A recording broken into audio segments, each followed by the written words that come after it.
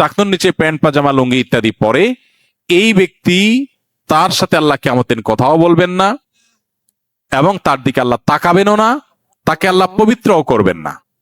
এই তিনটা ভয়াবহতা এই ব্যক্তির জন্য আছে, যে ব্যক্তি টাকনুর নিচে প্যান্ট পাজামা লুঙ্গি পরে। আমাদের দেশে অনেকে আছেন মসজিদে নামাজ পড়তে আসলে তখন প্যান্ট ভাঁজ করে। অনেক মসজিদে মুয়াজ্জিনরা মাইকে বলেনও যে টাকনুর নিচে যাদের প্যান্ট আছে প্যান্ট গুলো উঠায় নেন।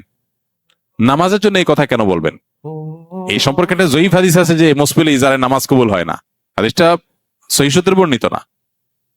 বিশুদ্ধ হাদিসগুলো সবগুলো হলো কমন এবং জেনারেল, সব সময়ের জন্য এটা প্রযোজ্য যে পুরুষ মানুষ টাকনুর নিচে পোশাক পরবে না। এখন বৈজ্ঞানিক গবেষণা বলছে যে এটা পুরুষের জন্য ক্ষতিকর।